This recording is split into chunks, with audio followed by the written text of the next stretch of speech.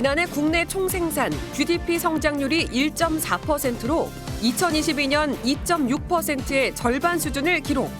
장기 저성장 위기 직면을 경고하고 나선 박승 전 한국은행 총재. 노태우 정권 대통령 비서실 경제수석 비서관. 제20대 건설부 장관. 22대 한국은행 총재 등 역임. 가계부채 증가와 내수 부진 속에 부동산 리스크를 가장 우려했는데 특히 새해는 이 건설업 침체가 걱정이 됩니다. 집값이 떨어질 것이고 새 주택의 미분양이 상당히 문제가 될 것으로 보이고 이에 따라서 건설업의 이 부실화 문제가 노출될 가능성이 크다. 박승 전 총재가 바라보는 한국 경제 전망과 저출산 그리고 가계부채 해법 집중 분석합니다. 해가 바뀌면 경제가 나아질까 기대를 걸어보지만 고금리와 고물가에 중동 사태 등 해외 불안 요인이 겹쳐 체감 경기는 더 어렵습니다. 경제협력개발기구 OECD는 글로벌 경제 성장률을 상향 조치하면서도 한국에 대해서는 2.2%로 오히려 더 낮췄습니다. 한국 경제가 안고 있는 문제는 무엇이고 올해 어떤 점을 눈여겨봐야 할지 박승 전 한국은행 총재와 얘기 나눠보겠습니다. 총재님 안녕하십니까? 네, 안녕하세요. 지난해 우리 경제 국내 총생산 GDP 성장률이 1.4%였습니다. 외환위기, 코로나19 사태 등과 같은 경제 위기 때를 제외하면 최저 수준인데 1%대의 성장률, 이게 참 심각한 문제 아니겠습니까? 지난해 이맘때쯤 이 프로그램에서 장기 저성장 문제를 경고한 바가 있으신데요. 일본의 잃어버린 30년과 같은 저성장 국면에 이미 접어든 겁니까? 예, 참 앞으로 우리 경제의 앞길이 걱정입니다. 우리나라 경제는 1960년대부터 지금까지 수출주도 고도 성장을 지속해서 지금 선진국의 문턱까지 오지 않았습니까? 네. 그런데 2020년대 들어서서부터 우리 경제의 성장 동력이 꺼지고 있습니다. 그래서 한국 경제가 일본의 잃어버린 30년을 닮아가는 거 아니냐 하는 그러한 위기 상황에 놓여 있다고 보겠습니다. 네.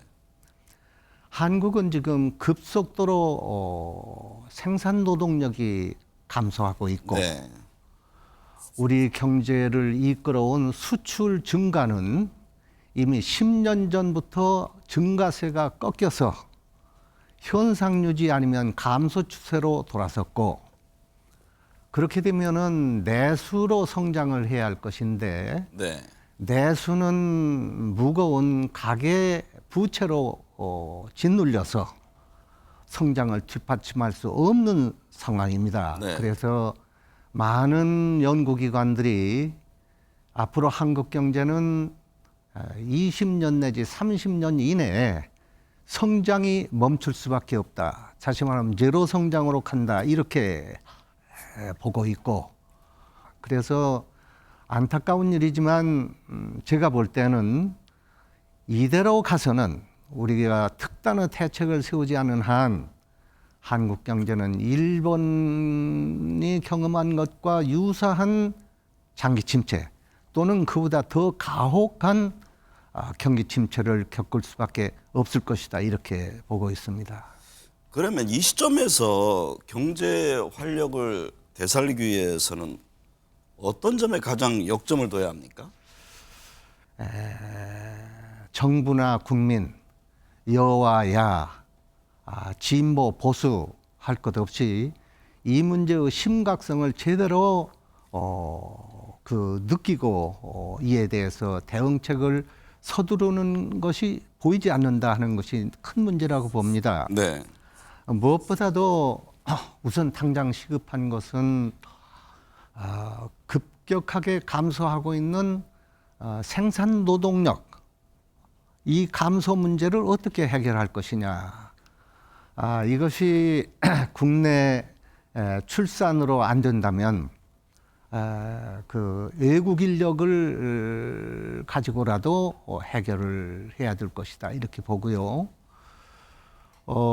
그리고 이게 우리나라처럼 지금 자원은 없고 생산 노동력은 부족해지는 나라에서 앞으로 경제 성장 동력을 세우는 유일한 방법은 과학기술 경쟁력으로 성장 동력을 세우는 길밖에 없다 이렇게 봅니다. 또 한 가지 더 당장 중요한 문제는 우리나라 그 국내에 투자가 일어날 수 있도록 그리고 외국 자본이 우리 한국에 들어와서 투자할 수 있도록 투자 환경을 빨리 회복시켜야 한다. 지금은 그게 안 돼 있습니다. 말씀하신 대로 이제 저출산과 인구 감소 문제 이게 더 이상 미룰 수 없는 상황이야 이런 것 같은데요. 그런데 정부나 정치권에서는 이 문제에 대해서 제대로 지금 대응을 하지 못하고 있습니다. 저출산 문제는 어떻게 풀어가야 합니까? 참 이거 걱정입니다. 이게 아시다시피 우리나라 합계 출산율이 0.7입니다. 네. 이게 지금 미국은 1.7, 일본은 1.3, 중국은 1.2, 북한은 1.9, 그리고 OECD 국가의 평균은 1.6입니다. 우리나라가 1970년대 합계 출산율이 4.5명이었습니다. 그런데 인구만 감소할 뿐 아니라 인구 노령화가 급진적으로 진행되고 있습니다. 이미 한국은 65세 이상 인구가 전체에서 차지하는 비율이 20%가 되는 초고령 사회에 내년에 들어가게 됩니다. 네. 그리고 20년 뒤에는 이 노령화율이 현재의 20%에서 37%로 올라서 일본을 추월해서 세계에서 가장 노령화율이 높은 나라가 됩니다. 이렇게 돼서 결국은 앞으로 50년 뒤에는 우리나라 5,200만 인구가 3,600만 명으로 30%가 쪼그라들고 네. 그리고 특히 그 전체 인구 가운데서 일하는 노동력, 그 15세에서 64세까지 이 노동력의 비율이 현재는 71%인데 이것이 50년 뒤에는 46%로 반토막이 납니다. 네.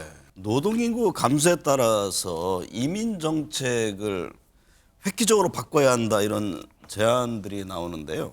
이 점에 대해서는 어떤 견해신지요? 이제 그런 단계가 되었다고 봅니다. 네. 이제 이민의 폭을 넓히는 방향으로 이민 정책을 재검토할 때가 되었다고 보고요. 이와 동시에 국내적인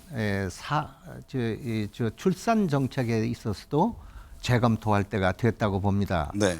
지금 결혼을 기피하고 출산을 기피하는 주 원인은 첫째가 집 사기가 어렵다는 것이고 두 번째가 자식 가르치기가 힘든다는 얘기입니다. 네. 따라서 이게 바로 이 주거 문제와 이 교육 문제라고 보겠는데 그래서 이 집값을 그렇게 좀 싸게 만드는 대책을 없는가 하는 것을 찾아봐야 할 것이고 또 교육 문제에 있어서도 그 사교육을 그 시정하는 노력도 필요하고 동시에 이 교육을 사회화하는 노력이 난 있어야 한다고 봅니다.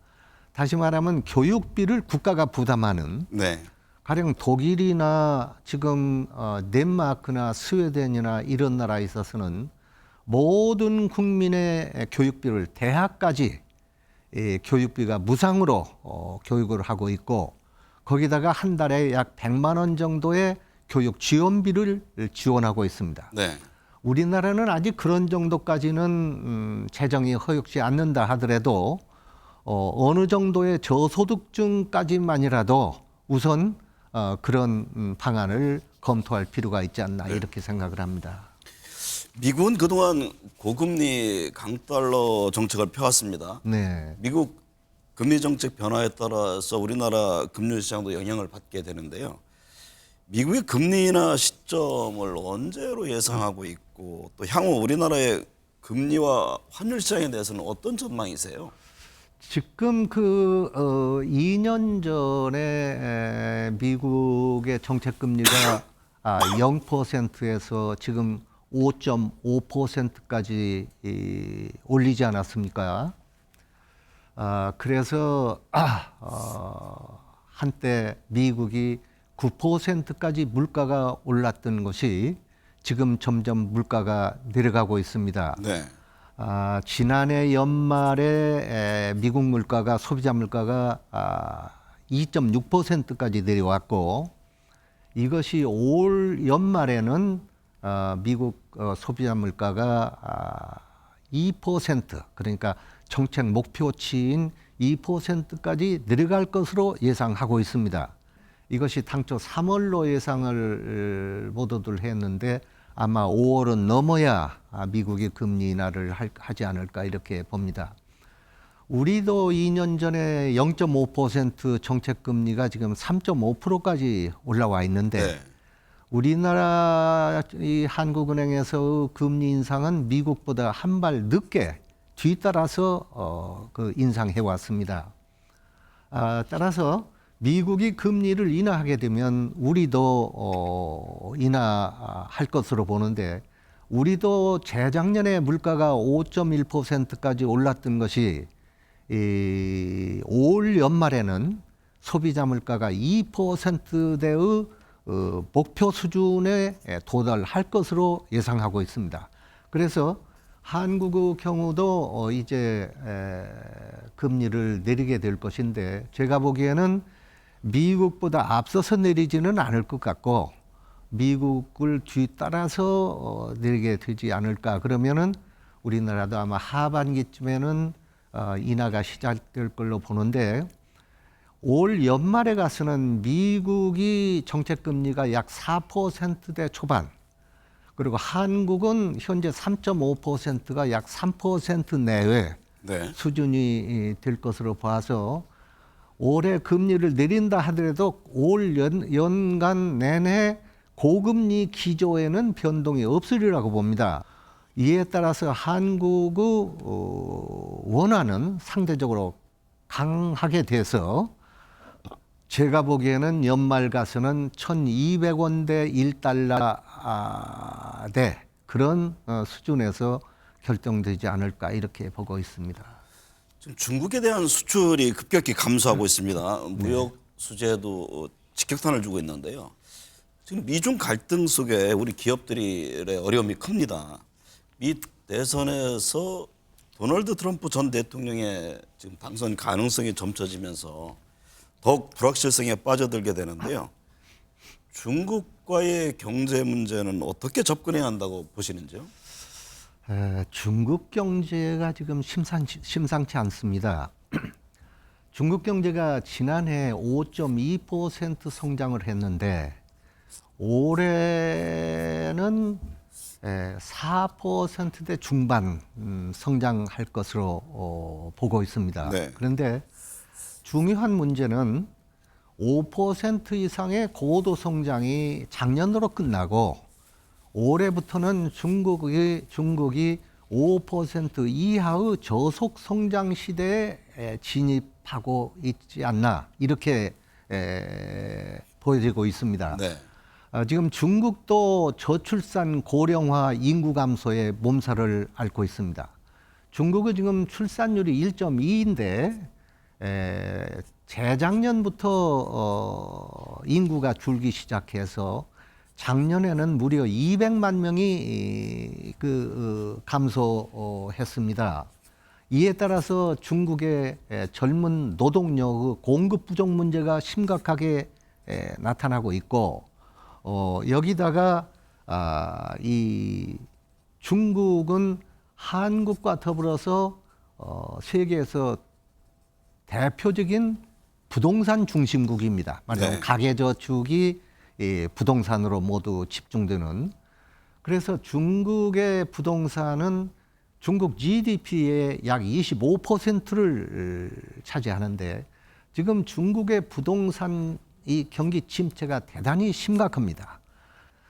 중국 경제의 성장률은 앞으로 20년 뒤에 현재 4, 5%에서 2%대로 줄어들고 네. 미국의 성장률은 현재 2% 수준을 그때까지 지속할 거로 이렇게 봅니다. 그래서 앞으로 중국이 미국을 추월하기는 대단히 어려울 것이다. 그래서 한국의 입장에서는 미국과 중국이 다 같이 경기가 좋고 경제가 잘 발전해야 우리도 좋은데 결국은 중국 경제가 이와 같이 심각한 침체 상황으로 빠지기 때문에 이것은 한국 경제의 장래에 대단히 어두운 그림자를 드리고 있다 이렇게 보겠습니다. 박종재께서 우리나라가 이대로 간다면 고소득 선진국이 되더라도 저생활국이 될 수밖에 없다. 여러 차례 경고하신 바가 있는데요. 이게 어떤 의미의 지적이신가요? 세계 여러 나라를 보면요. 소득이 높아져서 선진국이 되어서 생활 수준도 그만큼 따라서 올라가는 나라도 있고 네. 다른 나라들은 소득은 올라가는데 생활 수준은 따라가지 못하는 나라가 있습니다. 한국은 아시다시피 지금 소득 규모가 세계 13위에 이르고 있지만 국민 생활 만족도는 OECD의 꼴등이고 청년 생활 만족도도 꼴등입니다. 네. 그리고 출산율도 꼴등입니다. 그런 반면에 노인 빈곤율이나 자살률은 1등을 합니다. 이런 것은 모두가 다 생활 질이 나쁘다는 걸 뜻하는데 네. 그러면 고소득 고생활국과 고소득 저생활국을 가르는 것이 무엇이냐? 두 가지입니다. 하나는 집값이고 하나는 빈부격차입니다. 그러니까 집값이 비싸면은 월급의 많은 부분을 주거비에 쏟아 부어야 하기 때문에 삶의 질이 나빠질 수밖에 없는 것이고 네. 그리고 빈부격차가 커지면 커질수록 국민 생활의 불만은 커지기 때문입니다. 네. 총선이 코앞입니다. 여야 할 것 없이 지금 선거에 집중하면서 철도와 도로 재화 등 이런저런 지금 공약들이 쏟아져 나오고 있습니다. 선거를 앞두고 제대로 된 경제 정책에 집중하기 어려워 보이는데요. 정부와 정치권에 어떤 점을 주문하고 싶으세요? 저는 여당이나 야당이나 저는 막 다 같이 난 문제가 있다고 보는 입장이기 때문에 우리나라가 지금 어떤 상황에 처했는가 하는 것을 우리나라 여당은 제대로 느끼고 있는지 네. 또 우리나라 야당은 제대로 느끼고 있는지 그리고 지금 이 두 가지 지금 우리 이 나라의 그 심각한 문제가 핵심 문제가 두 가지입니다. 한 가지가 아까 이야기한 대로 우리나라 경제가 성장 동력이 꺼져서 제로 성장으로 가고 있다는 사실이고 따라서 이걸 어떻게든지 동력을 살려야 된다는 문제고 또 하나가 인구가 감소하고 이게 노령화가 심해져서 노쇠한 나라로 가고 있다. 따라서 이 인구 문제를 어떻게 할 거냐. 그래서 이 제로 성장 문제와 인구 절벽 문제인데 이 두 가지에 대해서 과연 우리나라 여야 정치권이 제대로 인식을 하고 있고 제대로 대응을 하고 있는지 사실은 저는 대단히 답답합니다. 네. 그래서 이 점에 대해서 좀 정부나 국민들이 경각심을 가지고 대해 주었으면 이렇게 생각합니다. 경제 성장률 1%대의 심각성을 과연 우리는 어느 정도나 느끼고 있을까요? 정부와 정치권, 언론 모두 성장률 하락의 원인과 구조적인 문제를 해결하는 데 관심을 쏟아야 합니다. 오늘 함께해 주셔서 감사합니다. 네, 네.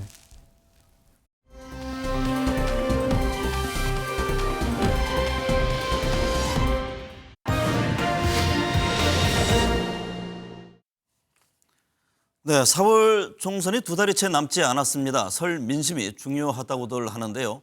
오늘 시사 스페셜은 특집으로 여론 전문가 4명으로부터 설 민심과 총선 변수 등에 대해 짚어보겠습니다.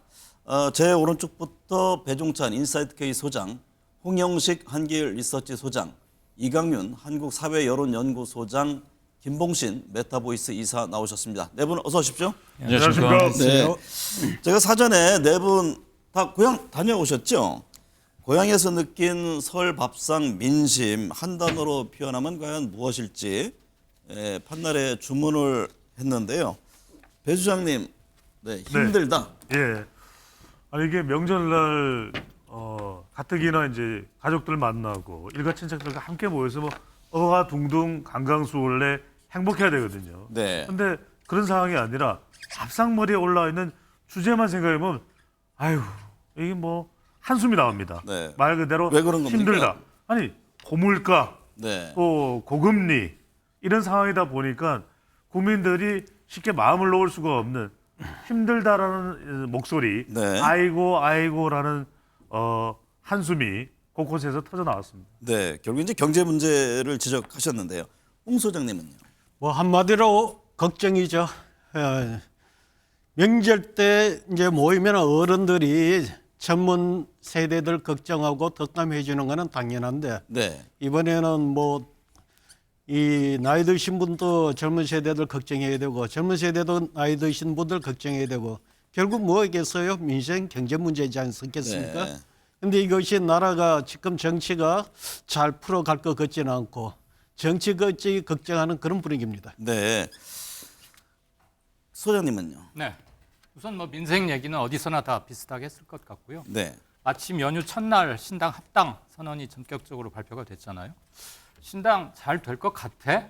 그런 얘기 좀 나오는 거 봤습니다. 네. 결국 이제 이 소장님도 민생. 우리 김 이사님은요? 예. 민생 중에서 특히 이제 물가 문제가 가장 큰 화두가 아닌가 싶습니다. 네. 물가. 결국에는 이제 먹고 사는 문제 이것에 대한 고민들 또 관심 또 걱정이 가장 컸다 이런 지적이시군요. 배 수장님, 총선 두 달 앞두고 여야 지금 뭐 설 메시지를 통해서 서로 비판하고 있습니다. 여당은 이재명 대표가 위성정당 선거제를 선택한 것을 두고 또 야당은 윤석열 대통령이 통합과 화합을 외면하고 있다 이런 비판인데요. 민심은 누구의 비판에 더 고개를 끄덕일까요? 참 이게 우리가 명절 민심에 재밌는 게 네. 밥상머리에서 이렇게 가족들과 친지들과 이야기하다 보면 서로 또 조금 더 선호하는 정당이 있거든요. 정치 세력이 있는데 여당이냐 야당이냐 이러다가 밥을 거의 그릇을 다 비울 때쯤 되면 나오는 이야기가 뭐냐면 똑같습니다. 아이 다 똑같아.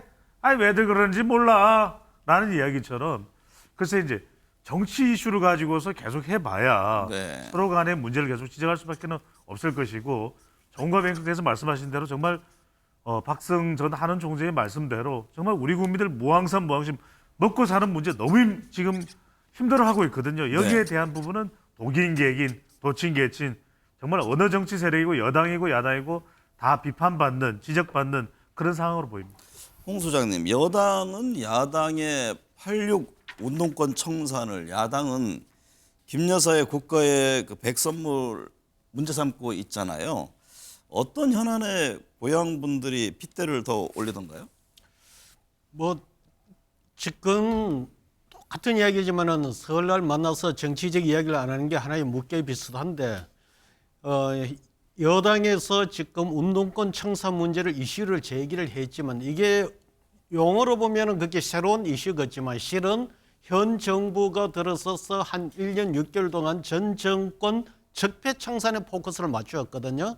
전 정권이 운동권 출신 정권 이런 컨셉이다 보니까 새로운 어떤 그 이슈로서 부각되기보다도 지금까지 해왔던 어떤 그 전 정부 적폐청산의 연장선상의 개념으로 보고 있고 네.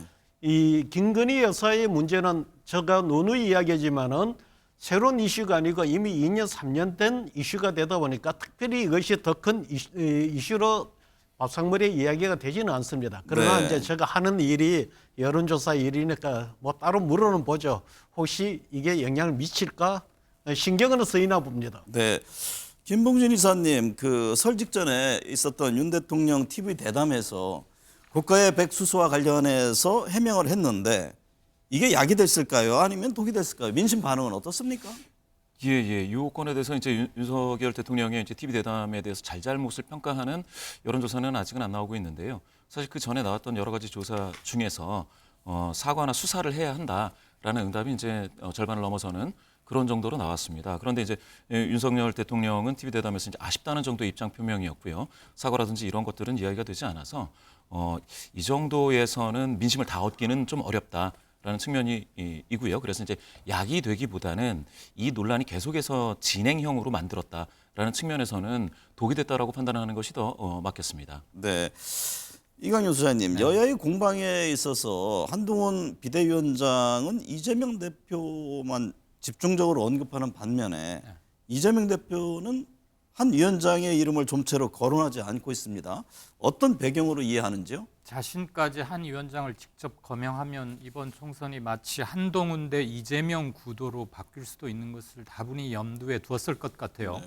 민주당으로서는 정권 심판 정서를 계속 유지하고 강화해야 되겠으니까 윤석열과 이재명, 민주당과 윤석열 정권 이 구도로 가져가고자 하겠죠. 네. 배 주사님, 설 네. 직전에 했던 일부 여론조사에서 국민의힘이 상승 추세를 보였고 민주당은 박스권입니다. 후보자 여론조사 등의 그 임박해서 있었던 이런 점들이 영향을 준 건지 아니면 다른 또 어떤 요인이 있었던 건지요? 어떤 이슈가 총선에 더 큰 영향을 주느냐가 중요할 것 같습니다. 그러니까 네. 이슈라도 총선에 영향을 주느냐 안 주느냐. 그러니까 방금 전에 이강윤 선생님께서도 말씀하셨듯이 과연 이 총선이 어떤 구도냐, 윤석열 대 이재명 구도냐, 아니면 한동훈 대 이재명 구도냐. 계속해서 한동훈 위원장이 이재명 대표를 정조준하고 있는 것은 한동훈 대 이재명 구도로 인식될 수가 있다. 그게 더 큰 영향을 줬을 수가 있겠고요. 그렇다면 한동훈 위원장, 이재명 대표의 이 영향력이나 지지율이 더 크게 기준이 됐을 수가 있고, 또 하나는 김건희 여사 관련된 이슈는 윤석열 대통령 지지율에는 상당히 부정적일 수 있습니다. 하지만 총선에 주는 영향을 따지고 보면 오히려 8.6 운동권 청산이 더 크게 영향을 줄 수 있다. 왜냐?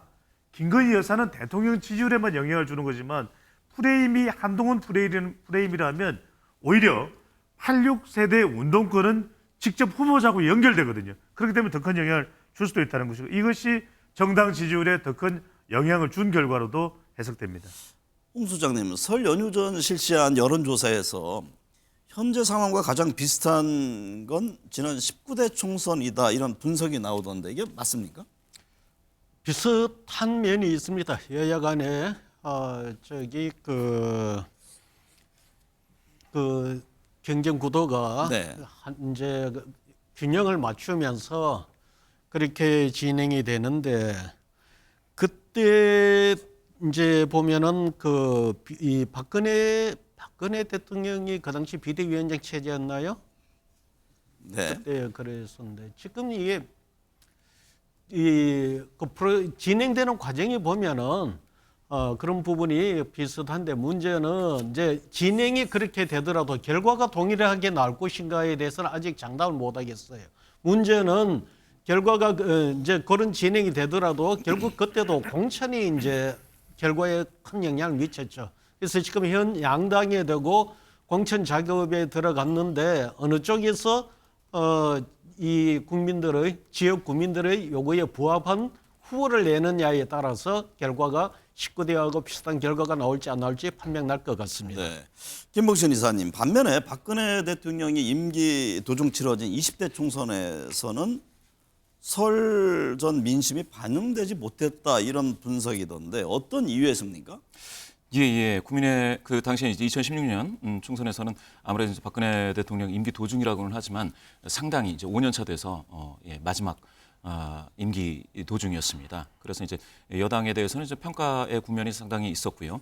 그런 반면에 국민의당이 이제 떠오르면서 차후에 설 전 이후에 지지도가 이제 상승하는 그런 효과가 있었습니다. 그렇다 보니까 설 전 민심이 사실은 그 결과에 직접적인 영향이 있지 않은 것처럼 이제 보였습니다. 그렇지만 이제 설 전 민심이 완전히 이제 동떨어졌다고도 보기는 어렵고요. 그런 의미에서는 설 명절 민심이 얼마나 총선에 반영되는가 하는 것은 정세의 역동성을 좀 봐야 될 것이고요. 그 다음에 당시의 대통령에 대한 평가나 지지율 정도를 충분히 감안해서 평가해야 될 것 같습니다. 네. 당시 20대 총선에서요. 새누리당이 민주당이 일당을 내주고 나서 이른바 친박, 비박이 서로 뭐 사실 전쟁처럼 막 갈등을 겪었잖아요. 네.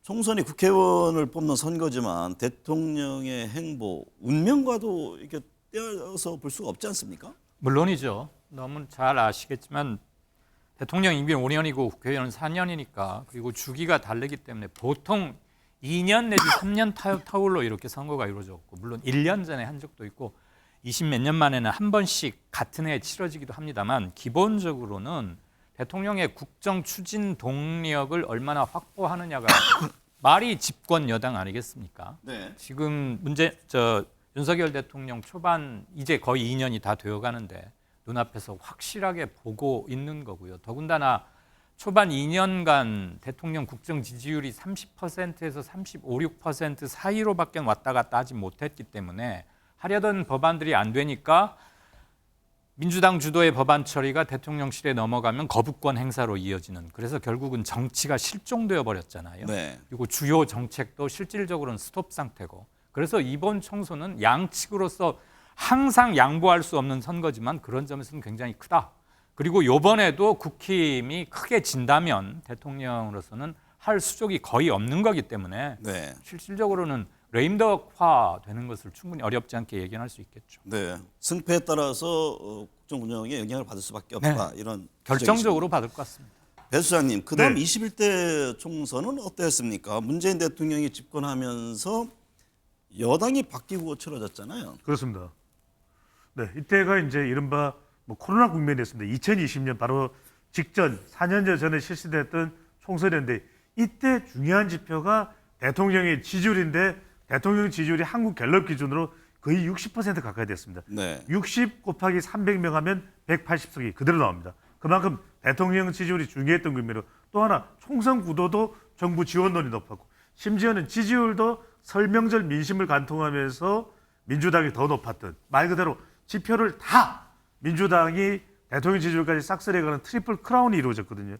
그러면서 말 그대로 180석 싹쓸이를 했습니다. 위성정당도 등장하긴 했지만 그만큼 지표가 중요한데 많은 분들이 우리 MBN 시사 스페셜 보시는 분들이 궁금하실 거예요. 올해는 배 소장 어떤 지표를 봐야 돼요? 그러니까 대통령 지지율인지 정당 지지율인지 아니면 심판론 지원론인지. 정당 지지율을 보시면 됩니다. 네. 우리 MBN도 여론조사 결과를 발표하는데 정당 지지율 한동훈의 국민의힘 이재명 대표의 민주당 이 정당 네. 지지율을 보시면 됩니다. 자, 이 대목에서요. 그러면 세 분도 동의합니까? 이번 4월 총선에서는 정당 지지율이 다른 지표보다는 가장 근접하게 나올 것이다. 김 이사님 어떻게 보세요? 일면 이제 타당하다고 보는데요. 그렇지만 이제 심판론에는 네. 정당 지도 그리고 국정 긍정률 이런 정당 호감도 이런 게 다 포함이 된다라고 보셔야 되겠습니다. 그래서 저는 이제 심판론이 정당 지지도가 반영된 심판론이 더 중요하다. 최근에 네. 심판론이 두 정당이 되게 좀 뭐랄까 오차범위 이내로 붙고 있습니다. 정부 여당 심판론과 야당 심판론이 그렇게 따지자면 어떻게 보면은 배 수장님 말씀이 많이 반영되어 있는 그런 네. 지표라고 보겠습니다. 그럼 정당 지지도 이사님은 심판론을 예, 더 예. 중시한다는 거. 홍 소장님은? 정당 지지율이 분명히 중요합니다. 그러나 그 정당 지지율 중에서 제일 중요하게 봐야 되는 게 무당층. 네. 이 무당층의 향배가 관건이 될 겁니다. 정당 지지율로서 봐서는 지금 완벽하게 지금 그 승부가 나지 않는데 이 무당층이 어떻게 움직이냐에 따라서 결과가 달라지지 않을까. 최근에 일부 언론에서 무당층이 이동하는 그 움직임 그래프를 보여주고 있잖아요. 지금 아마 역대 선거 중에서 제일 많이 무당층의 이 향배를 많이 분석하는 게 이번 선거가 아닐까. 네. 과거에는 뭐 통계적 기법으로 판별 분석이나 연구소 보고서 내에서 분석을 했는데 이제는 지금 이 시점에서 여야 어느 쪽으로 많이 움직이고 있습니까? 지금으로 봐서는 이 여당보다는 야당 쪽으로 좀 더 많이 움직이지 않나 이렇게 보입니다. 네. 이 소장님이 보는 지표는 어느 쪽에 좀 무게를 두고 있습니까? 대선 때는 정당 지지율에 초점을 맞추는 게 훨씬 유효하다고 저도 생각합니다. 그런데 총선은 네. 그거와 좀 다른 점이 있는 게 정당 지지율 이퀄 의석 확보율이 아니거든요. 소선거구제라는 특성 때문에 0.5%만 앞서도 한 석을 다 가져가 버리는 것이고 한쪽에서는 아예 0이 되는 거예요. 누계 합산이 아니니까. 그래서 이번 선거에서 어느 당 후보가 더 많이 당선되었으면 좋겠나라는 물음에 대한 응답자들의 추이. 네. 저는 그걸 좀 더 주목하고 싶고요. 또 하나는 늦었지만 이제 신당이 일단 단일 간판으로는 합의가 됐거든요. 그럼 앞으로는 통합신당, 뭐 빅텐트 신당, 뭐 이제 개혁신당이라고 조사를 하겠지만 그게 예전에 신당 희구 세력, 기대 세력만큼 다시 회복을 하느냐, 네. 거기까지 하기에는 좀 늦고 잡음이 많으냐에 따라서 나머지 두 당의 지지율도 연동이 될 것 같아요. 네. 자연스럽게 신당 얘기까지 나왔는데 제3지대 극적 합당으로 설 밥상에는 올랐습니다. 예. 그러면 민심은 제3지대 합당을 어떻게 평가할 것인지 개혁신당의 파괴력, 예, 판넬에 적어주셨죠. 배 소장님, 예. 빅텐트 성공 캐스팅부터 역할을 할 것이다. 빅텐트가 참 어렵다고 봤습니다. 그런데 네. 성공할 것으로 보시는군요. 그러니까 절박한 거죠. 이게 왜냐하면 준위성 정당까지 등장하는 마당에 빅텐트 아니고는 대응할 길이 없을 겁니다. 그래서 저는 이런 절박함이 드디어 신당의 이 빅텐트를 만들어냈다. 합당으로 결론을 내렸다. 일단 이제 어느 정도의 파괴력을 발휘할지는 더 지켜봐야 되겠지만 첫 번째로 이렇게 되면서 저는 과반 정당의 탄생 여부에도 영향을 줄 수 있다. 네. 네. 이렇게 되면 국민의힘도 그렇고 더불어민주당도 그렇고 150석 과반 정당을 달성하기 쉽지 않을 수도 있습니다. 또 하나는 어느 정당이 이 빅텐트 신당이 어느 정당의 의석을 더 많이 가져가는가 현실적으로 또 결과적으로 이것도 중요할 수 있습니다. 근데 소위 보수당의 대표와 진보당의 대표를 했던 두 사람이 만나서 정책적인 부분에 있어서까지 같이 한화가 돼서 갈 수 있겠느냐 이런 쉽지는 않습니다. 질문들을 계속 던지잖아요. 그렇습니다. 쉽지는 않습니다. 네. 그래서 저도 상당히 난관이 많을 것이다라고 분석을 해드린 바가 있는데 그럼에도 불구하고 절박함이죠. 네. 우리가 이 정도 안 하면 안 된다. 그래서 어느 정당의 의석을 더 많이 가져가느냐에 따라서 다수당이 어느 정당이 되느냐, 국민의힘이 되느냐, 또 더불어민주당이 되느냐 쪽에도 빅텐트 신당이 관여할 영향력도 네. 있는 것으로 보입니다. 김 이사님, 방금 말씀하신 같은 맥락입니다만 과연 어느 정도 얼마까지의 그 화학적인 결합이 되느냐가 중요한데 예. 어떤 전망이세요? 예. 저는 이제 전망 자체는 아직 진행 중이기 때문에 네. 확실히 알기 어렵다라는 건데요. 사실은 이게 명절 직전에 이제 조사한 것에 의하면 연초에 조사한 거하고 또 다릅니다. 네. 또 다르고 이제 두 정당의 지지도를 합해도 두 자릿수가 되기 어려운 상황까지 이제 낮아진 건데요. MBN 여론조사를 보면 이낙연, 이준석 두 사람이 이끌던 각 당 지지율이 나란히 한 2% 정도로 나왔습니다. 맞습니다. 그래서 상당히 저조한 성적이고요. 이런 조사들 때문에 사실은 두 세력이 또 이제 네 개의 세력이 연대를 하지 않을 수 없다라는 어떤 절박함이 좀 있었을 것 같습니다. 네. 왜냐하면은 제3지대가 좀 필요하냐라고 했던 그 응답의 4분의 1 수준에 이제 머물렀거든요.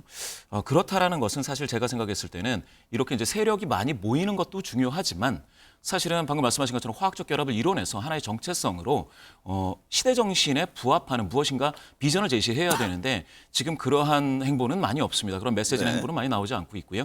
사실상 그렇다면 이 모여 있는 정체성들이 긍정적인 시너지를 발휘할 것인지 아니면 부정적인 시너지를 발휘할 것인지는 아직 나오지 않았다. 네. 따라서 앞으로 더 지켜봐야 될 것이다. 이렇게 평가가 지금 됩니다. 평가하기는 이르다 이런 진단이군요. 이 수장님, 네. 설 연휴 직전에 이렇게 합당이 하기로 했던 것은 예. 자칫 공멸할 수도 있다라는 위기감 때문 아니냐 이런 얘기들이 나오잖아요. 그게 결정적인 것 같아요. 네. 일단 신당 얘기 나온 지가 올 1월 2일 날 이낙연 대표가 처음으로 공식 얘기를 했으니까 40일째 되어 갑니다. 네. 그런데 합쳐지기보다는 지지부진이었고 중텐트로 끝나나 이런 상황이다가 국민의힘에 이어서 민주당도 우리도 위성정당을 만들 수밖에 없다라고 밝혔어요. 네. 위성정당을 만들고 현 준연동형 비례대표제로 가면 소수정당한테는 치명타입니다. 네. 한석 비례대표로 한석 받기가 굉장히 어려워요. 그러니까 우리가 각자 내서는 한석씩 얻기도 힘들겠다라는 것은 바로 표 계산해보면 바로 나오는 거니까 계산기까지 필요 없고요. 네. 둘째는 한때는 이준석 신당이 뭐 8, 9%, 이낙연 당이 한 4, 5% 이래가지고 둘이 합치면 13, 14%가 되기도 했고 네. 신당이 나오면 나 좋겠다라고 답하는 사람들이 한 20%쯤 됐었어요. 근데 최근 일주일 사이에 방금 MBN 여론조사도 나갔지만 네. 둘이 합쳐서 8, 9%가 채 안 됐어요. 네. 확 쪼그라든 거예요. 이대로 가면 만회할 틈이 없습니다. 네. 그러니까 설 연휴 시작하기 전에 명함이라도 일단 확실히 걸어두자. 이 두 가지가 결정적으로 작용을 했고요. 그 타이밍을 놓쳤으면 거의 각기 분열 멸망 수준으로 갈 확률이 훨씬 높았죠. 홍 소장님, 결국 이제 기호 3번 자리를 차지하느냐 안 하느냐 이것도 굉장히 중요한 요소라는 그런 설명이잖아요. 근데 최근에 방금 전에 말씀하셨듯이 비례정당이 만약에 만들어질 경우에 지금 현역 의원들이 그쪽으로 쏠릴 가능성이 있지 않겠냐. 그러면은 3번 밑으로 온 것 아니냐. 어떤 전망이세요? 현역 의원이 이제 공천에 탈락하고 그렇게 가면은 숫자가 늘어나서 비례에서 한 번은 가능할 수가 있겠죠. 네.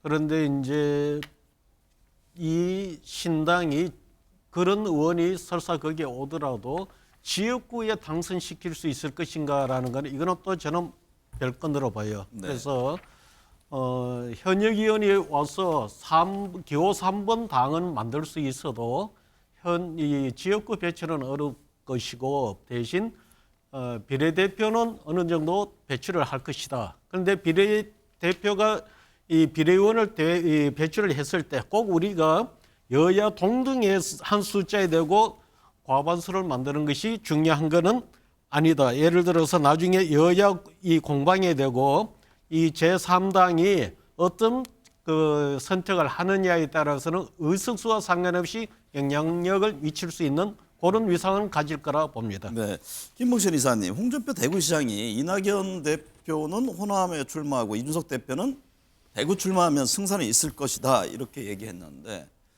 두 사람의 호남 대구 출마 가능성은 어떻게 보세요?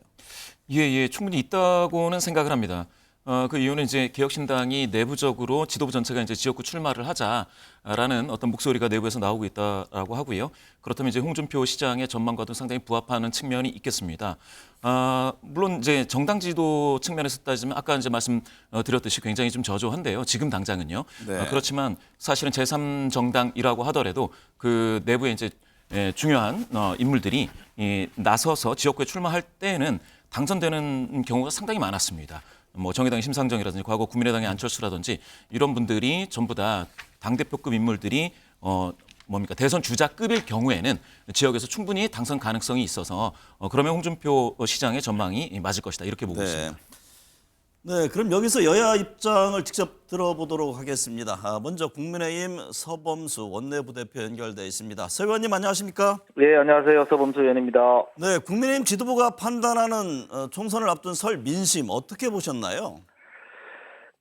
제가 지역에서 특히 설에 제일 많이 들은 이야기가 민생이 어려운 시기에 여야가 제발 니 탓 내 탓 하면서 싸우지 마라. 그런 말씀들을 제일 많이 하셨고요. 네. 그리고 또 한편으로 내 눈에 들 뻔은 못 보고 남의 눈에 티끌만 자꾸 지적하듯이 자기들에게 유리한 것만으로 끄집어내어서 무한 반복적으로 정쟁을 일삼는 것은 국민에 대한 예의가 아니다. 그리고 정치에 대한 불신만 가져온다라는 따끔한 질책도 계셨습니다.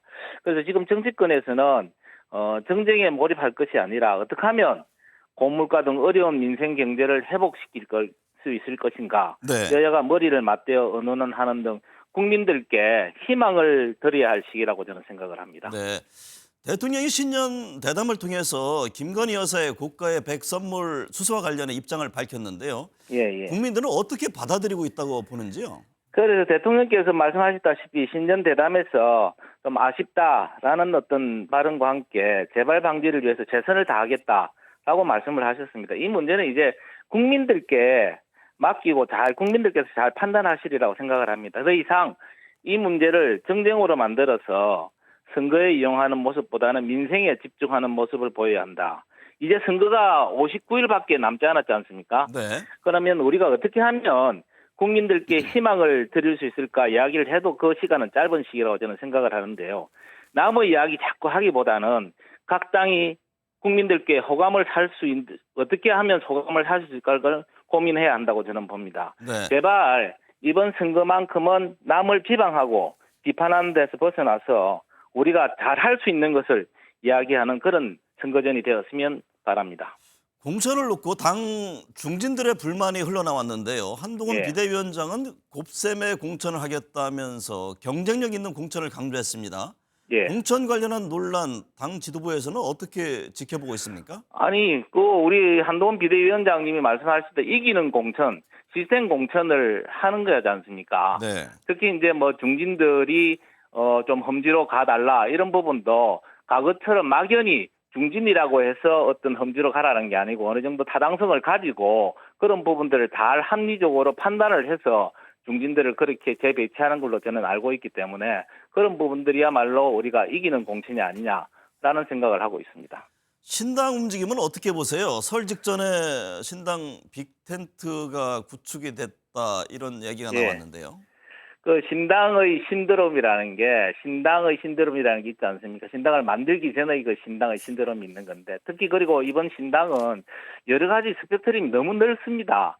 너무 갑작스럽게 빅텐트를 만든다는 그 미명하에 만들어진 상황이라서 과연 저게 얼마나 오래 갈는지 하는 네. 그런 의구심을 가질 수밖에 없는 그런 사안들입니다. 네.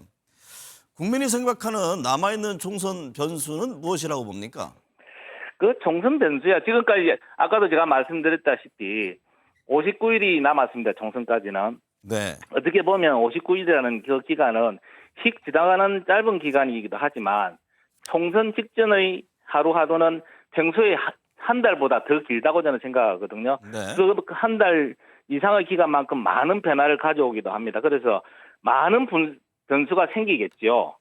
그렇지만 오직 국민과 민생만을 바라보면서 뚜벅 끌어가면 국민들께서 저희들이 국민의 힘의 애국 충정 내지는 진정성을 잘 알아주시리라고 생각합니다. 이것이야말로 어떠한 선거 앞에 변수가 있다 하더라도 이겨낼 수 있는 가장 정도라고 저는 생각을 합니다. 네. 서 의원님 감사합니다. 예, 감사합니다.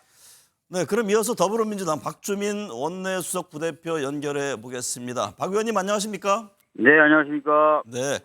민주당 지도부가 판단하는 총선을 앞둔 설 민심 어떻게 보셨나요? 네, 아무래도 민생의 어려움을 호소하시는 분들이 굉장히 많았고요. 네. 그리고 이제 야당이니까 여당과 정부에 대한 견제를 좀 세게 제대로 해달라 이런 요구들도 많았던 것 같습니다. 예.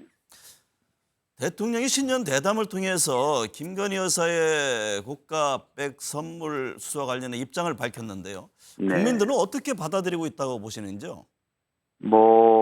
이 부분은 국민들 대다수가 이 여론조사나 이런 것들 통해서 보면은 알 수 있는 것처럼 조사 또는 수사가 필요한 사안이라고 보고 있지 않습니까? 네. 그런데 이제 이런 부분에 대한 언급이 없었을 뿐만 아니라 더 나아가서 제대로 된 사과도 사실 없었던 것이라서 어떻게 보면 좀 국민을 무시하는 것 아닌가. 국민의 어떤 요구라든지 국민의 눈높이에 맞는 그런 어떤 정치를 하고 있지 않다. 이런 판단들을 많이 하고 계신 것 같습니다. 네. 어제 이재명 대표가 네. 친명 갈등을 죄악이라는 메시지를 냈는데요. 네. 공천을 둘러싼 논란은 어떻게 바라보고 계세요? 사실 좀 안타까운 게 좀 근거 없는 이야기들이 좀 나오면서 당의 단합 분위기를 좀 해치고 있는 상황이 벌어지고 있거든요. 네. 예를 들어서 한 매체에서 5일에 지도부 중에 소위 말하는 친명계가 모여서 누군가에 대한 공천을 하지 않기로 결정했다. 이런 보도가 한번 나온 적이 있었어요. 네. 근데 다 아시는 것처럼 5일에는 지도부가 전부 다 광주에 있었을 때거든요. 그래서 친명계 일부 지도부가 의원회관에서 그런 회의를 했다. 이런 거 자체가 사실은 맞지 않는 사실인데 네. 자꾸 이제 이런 보도가 나가면서 뭐 좀 파문을 일으키고 있는 거 이런 네. 부분에서 좀 안타깝고 그런 답답한 상황이죠. 네.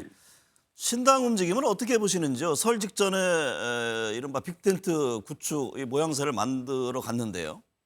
네, 뭐 지금 설 연휴 전에 뭐 합당 관련된 선언을 했죠. 근데 저희들이 이제 전에부터 의구심을 가지고 봤던 게 다 색깔이 다르고 정책적 방향이 다른 세력들입니다. 그런데 이제 선거를 위해서 모이겠다라는 거라서 과연 잘 될까? 뭐 이런 의구심을 가지고 있었는데 아니나 다를까 이제 그 멤버들 간의 정책적 차이에 대한 논란이 지금 벌어지고 있는 것 같고요. 네. 앞으로 그런 것들이 잘 수습이 안 된다면 국민들 보시기에는 이게 진짜 선거용 일시적인 회합 이렇게 보여지지 않을까 싶고요. 그렇다면은 선거에서 미칠 수 있는 그런 영향력이라든지 파장도 제한적일 것 같다라는 생각을 하고 있습니다. 네.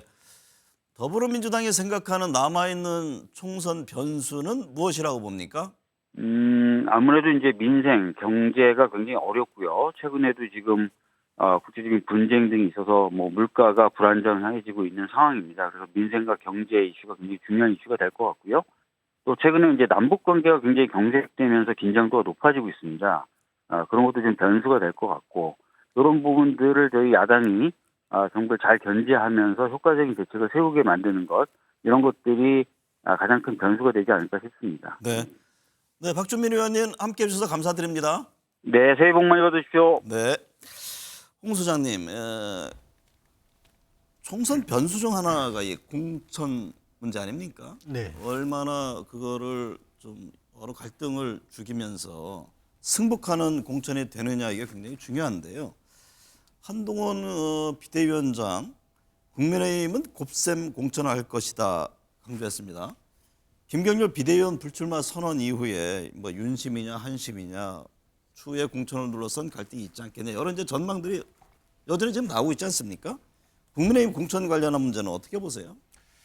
일단 국민의힘에서는 큰 틀에서 보면은 이기는 선거라고 이야기를 하죠. 네. 뭐 지금 윤석열 대통령의 임기가 2년도 채 안 된 상태에서 치러지는 선거이기 때문에 꼭 이겨야 된다는 이 절박함은 분명할 겁니다. 네. 그래서 선거에서 이기기 위해서는 제일 중요한 거는 이 핵심 지지층, 자당 지지층을 묶고 외연을 확대시키는 건데 그러기 위해서는 가장 경쟁력 있는 후보를 당 내에서 공감을 할 수 있는 프로세스에서 후보를 뽑는 거라고 보는 거죠. 네. 이것이 이제 시스템 공천이다 이래 표현하는 거고 그 프로세스를 잘 거치면은 경쟁 있는 후보가 되고 아마 한동훈 후보가 저기 비대위원장이 그런 공천을 고셈이라고 표현한 것 같습니다. 네. 근데 이제 그 과정에 되고 그 비대위원장이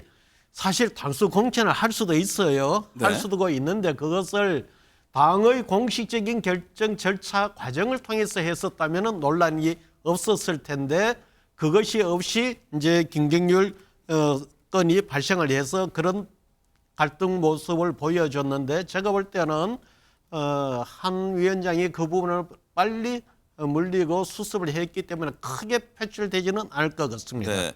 김 이사님, 국민의힘이 공천 작업을 본격화하면서 지역구 이동 이걸 한창 하고 있지 않습니까? 이른바 낙동강 벨트 탈환을 명분으로 부산 경남 지역 중진 의원들 험지 출마 요구에 이어서 지금 대구 경북 지역도 관심이 쏠리고 있는데요. 지역 민심에는 어떤 영향을 줄까요? 예, 이와 같이 이제 방금 공천이 굉장히 중요하다고 말씀하셨는데 사실 이 공천 중에서 이제 두 가지가 특히 이제 중요한 요소라고 보겠습니다. 첫 번째는 이제 정당성이 있느냐, 두 번째는 이제 대통령 후광 효과가 있느냐, 대통령 내지는 당 대표죠. 첫 번째 정당성에 있어서는 낙동강 벨트는 9석 중에 5석이 민주당입니다. 그러니까 탈환을 해야 한다라는 어떤 그 명분론, 정당성이 이제 있다고 보겠는데 네. 대구 경북 지역에서는 지금 이미 그 민주당은 전혀 없고요. 전부 다 국민의힘 일색이라고 한다면 과연 거기에서 이제 새로운 인물을 내세울 때 그 정당성을 어떠한 정당성, 어떠한 명분론을 내세울지 그게 일단 중요하겠고요. 두 번째는 대통령 효과, 즉 대통령 마케팅이 가능하겠느냐, 후광 효과를 내세울 수 있겠느냐의 문제인데요. 네. 만약에 그게 없다고 한다면 지역에서 이제 할거해 왔던 그런 어떤 중진 정치인들이 이 선택 폭이 더 세지는 거고요. 그렇게 된다면 파열음이 나올 수도 있을 것으로 보입니다. 이강윤 소장님, 네. 이재명 더불어민주당 대표가 친문 간 계파 갈등과 관련해서 이관계를 경계해야 한다고 지적했습니다. 예. 친문계의 임종석 전 비서실장도 단결만이 답이라고 화답했는데요. 민주당의 공천 문제는 어떻게 보고 계세요? 저는 그런 얘기가 오가는 것, 친명, 비명, 친문, 비명, 이게 민주당이 지금 박스권을 탈피하지 못하는 가장 큰 이유 같고요. 네. 그게 핵심 충성층인 개딸들 이외의 분들에게는 참 민주당이 왜 아직까지 저런 얘기를 하고 있지 조금 답답하다. 더군다나 한동훈 비대위원장은 물론 한동훈 효과가 국민의힘 당선자를 몇 명이나 끌어올릴지까지는 아직은 예단기 힘듭니다만 적어도 네. 스타일 면에서는 상당히 빠르고 스마트해 보이는 뭐랄까 기병 같달까요? 그거에 비하면 민주당은 왜 아직까지 옛날 타령을 하고 있지? 그리고 지난 대선에서 못 빠져나오고 있는 것 같아라는 생각들을 많이 하시는 것 같아요. 네. 그런데 이재명 대표도 아마 그걸 모르진 않을 겁니다. 그래서 이관계 빠지지 말자, 구분하지 말자고 하는데 중요한 건 목소리 큰 당원들과 권리당원들 사이에 그게 얼마나 행동으로 먹힐 수 있느냐는 것과 이재명 대표가 좀 더 단호하게 공천을 통해서 말을 해야 되는데 여기선 이 소리 저기선 저 소리 하는 듯한 양태에서 아직도 크게 못 벗어나고 있는 것 같아요. 네. 이 점은 아마 내부에서 뭐가 쌓이고 쌓이다가 한번 터져 나오지 않을까 그런 생각도 좀 듭니다. 배 수장님, 네. 민주당 설 연휴 직후 하위 20% 대상자가 통보되고 또 2차 컷오프 심사 진행될 예정인데요. 네, 이 과정에서 또 논란이 있을 수 있잖아요. 그렇죠. 혁신 공천과 관련해서는 향후 어떻게 보고 계세요? 2월 달은 공천입니다. 2월 한 달 동안은 공천이 지배하는 선거로 보시면 되면 3월 달에는 정말 양보 없는 마타도 네거티브가 전개되고 바로 그 직후에 4월 10일 바로 투표일입니다. 물론 사전 투표도 있고요. 저는 공천이 선거 영향력의 절반을 차지한다. 근데 지금 이 친명 그리고 친문 친명 갈등이 아주 큰 파장이 될 걸로 보입니다. 왜냐하면 현역 의원이 지금 다수 탈락이 될 수밖에 없는데 그렇게 되면은 대체로 탈락되는 현역들이 친문이다, 또 비명이다, 친명 도전자들이 공천을 차지했다 이런 평가가 나오는 순간 친문 친명 갈등은 제약이 아니라 최악 상태가 되거든요. 네. 근데 여기다가 개혁신당은 지금 빅텐트가 됐고 그러면 여기서 개혁신당이 10% 수도권에서 이상의 지지를 받는 상황이 돼버리면 적어도 수도권에서 탈락한 민주당 현역들은 친문 또 평가를 받는다면 그래 개혁신당으로 가서 좀 내 억울함을 풀자 이렇게 되는 경우에는 다수가 참여할 수 있거든요. 문제는 민주당의 이런 공천 과정을 통해서 민주당의 핵심 지지 기반인 호남 40대 화이트 칼라 수도권 호남을 이야기하는 겁니다. 충청 호남을 이야기하는 겁니다.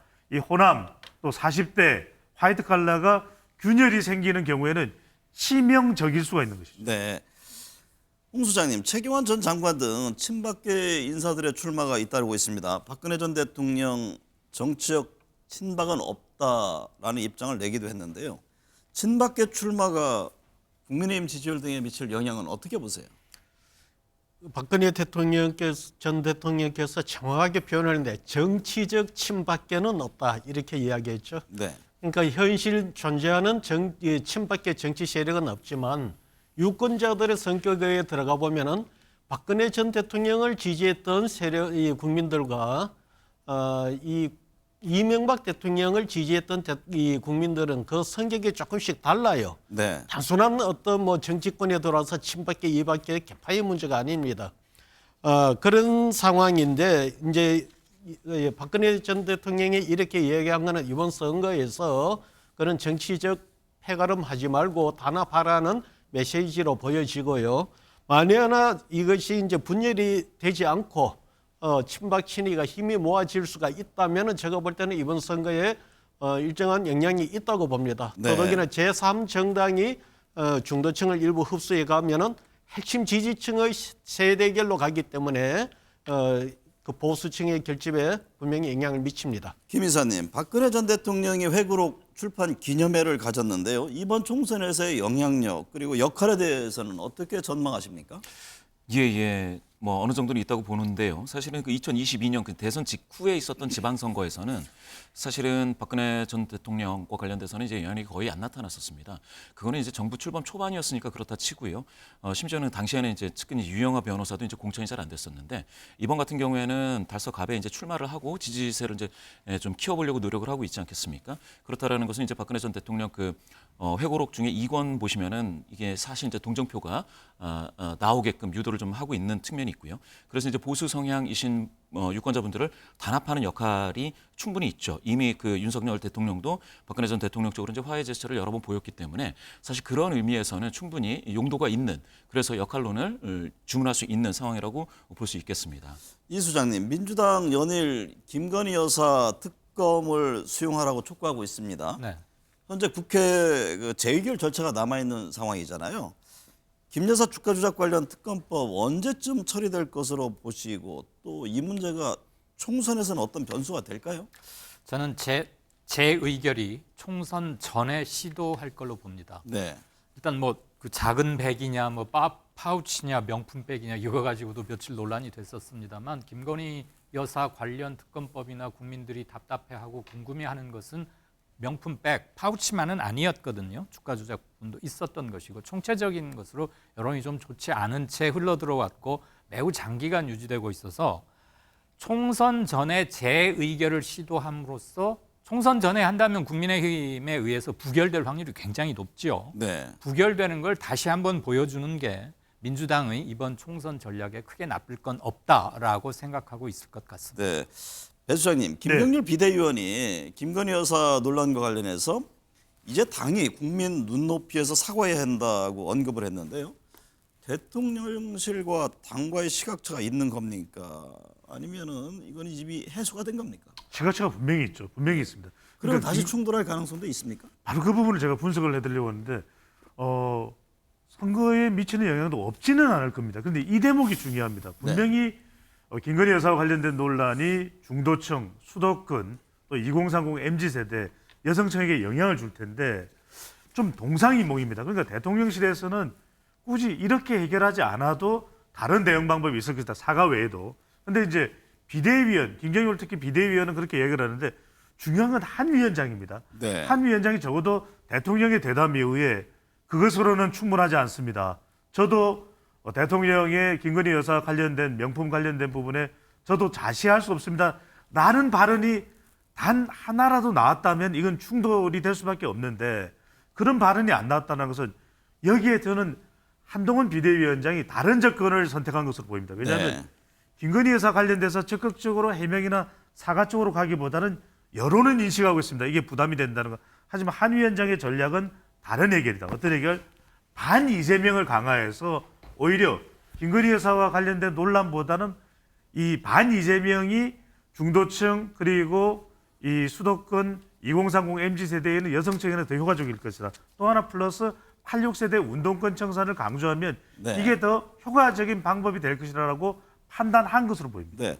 근데 홍 수장님, 관심은 윤 대통령과 한동훈 위원장 간에 뭐 방금 이제 말씀하신 전국 해법이라는 문제가 있고 이제 공천 문제를 둘러싸고 과연 또 다른 충돌은 없겠느냐라는 점 아닙니까? 그 점에 대해서는 어떻게 보세요? 제가 볼 때는 분명히 두 시각에서 차이는 존재하겠지만 충돌은 없을 것이다. 네. 일단 윤 대통령과 이 한동훈 비대위원장은 나이가 13살이나 차요. 이 시대적 감각 느낌도 다르고 또 스타일도 달라요. 한쪽은 굉장히 빠르고 그 판단이 빠르고 이런 이 빠른 밤에 한쪽은 이 대통령 판단이 좀 느려져서 무거운 편이죠. 네. 거기다가 한쪽은 대통령으로서의 정부를 책임지고 한쪽은 당을 책임지는데 분명히 차이가 존재합니다. 그러나 여당으로서 선거를 치러가는 과정에 되고 인식은 제가 볼 때는 큰 틀에서 다르게 본질적으로 다르진 않아요. 그래서 뭐 겉으로는 차이로는 드러나도 큰 충돌로까지는 안 가리라 봅니다. 네. 김봉신 이사님은 어떤 시각을 갖고 계세요? 예, 예.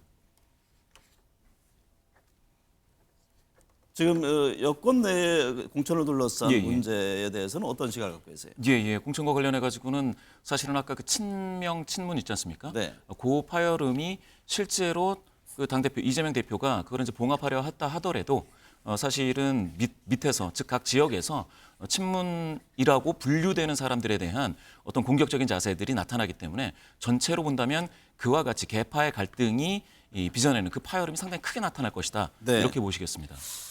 이번 총선에서 남아있는 최대 변수는 무엇으로 보시는지 이것도 제가 판넬에 주문을 했습니다. 네, 이강윤 소장님, 네. 먼저 좀 설명을 해주실까요?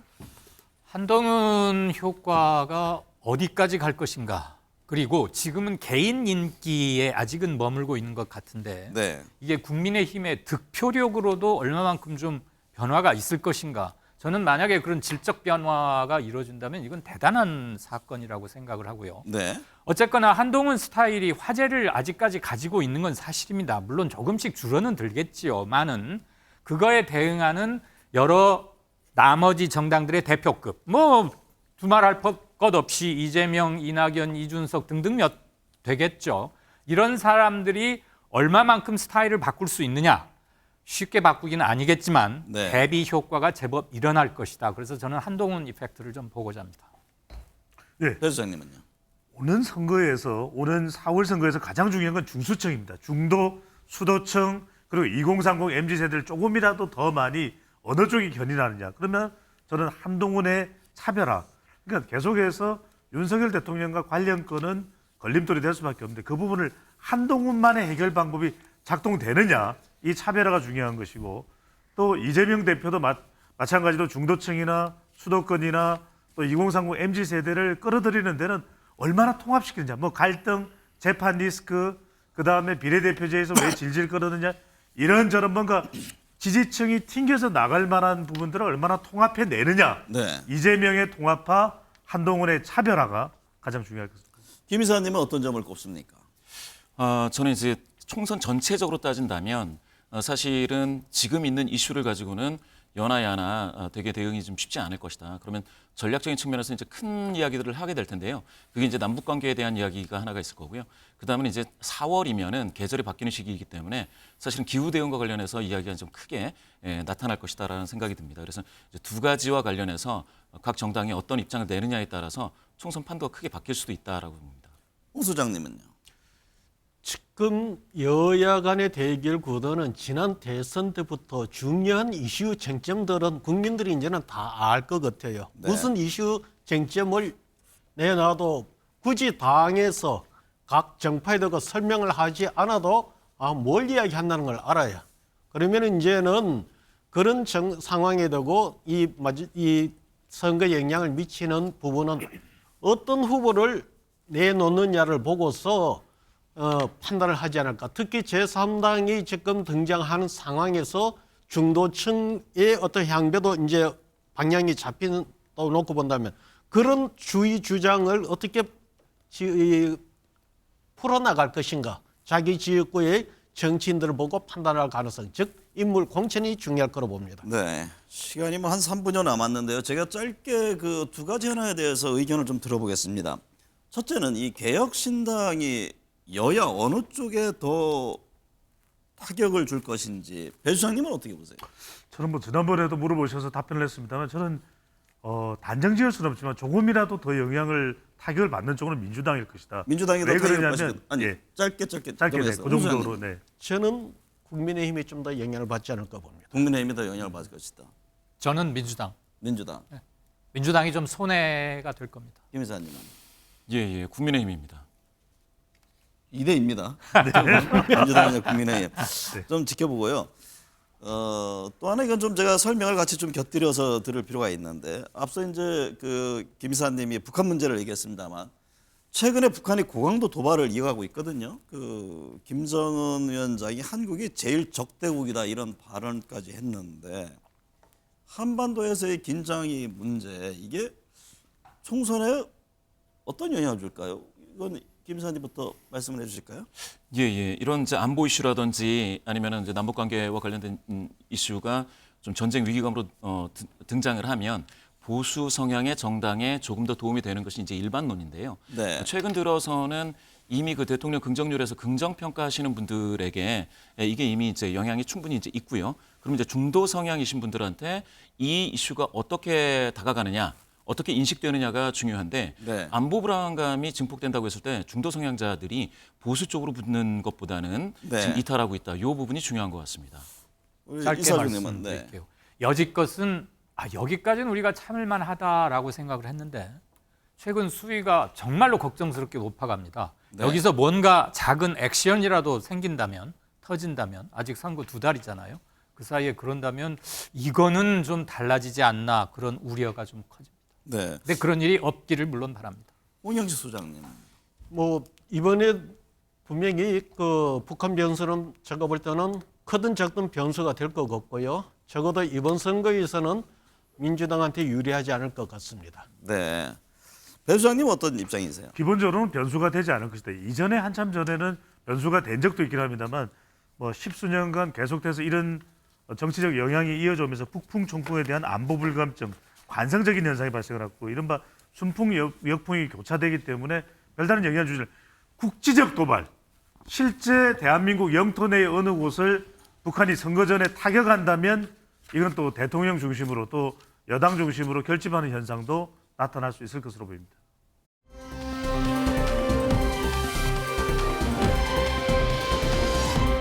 지난주 유튜브가 한국인이 가장 많이 사용하는 애플리케이션 앱이 됐다는 뉴스를 보고 퍼뜩 한 기업인이 생각났습니다. 세계에서 처음 휴대폰 결제 서비스를 상용화한 그는 6년여 전 정부 고위 인사 등을 만나 유튜브에 대응한 국내 동영상 포털의 중요성을 강조했습니다. 요지는 조만간 유튜브 세상이 되는 만큼 정부와 기업이 공동 대응해서라도 서둘러 국내 차원에서 동영상 포털을 활성화해야 한다는 지적이었습니다. 그의 예측대로 카카오의 멜론이 1위 자리를 유튜브 뮤직에 내주는 등 음원 유통과 쇼핑 시장, 시사 뉴스 영역까지 유튜브가 잠식하면서 한국인의 삶 전체에 큰 영향을 주고 있습니다. 디지털 화폐 결제 서비스 상용화 역시 최초 타이틀을 갖고 시작했지만 제도적 장벽에 막혀 어려움을 겪는 사이 전 세계 암호화폐 결제 서비스도 밀려오고 있습니다. 혁신과 선도, 빌 게이츠와 스티브 잡스가 꼭 멀리 있는 것이 아닙니다. 새로운 도전에 대한 시야와 인식의 폭을 어떻게 갖느냐에 따라 비즈니스 영역뿐 아니라 정치 공간에서도 제대로 된 선구자, 지도자의 면면을 볼 수 있습니다. 가족과 함께 따뜻한 설 연휴 되시길 바랍니다. 감사합니다.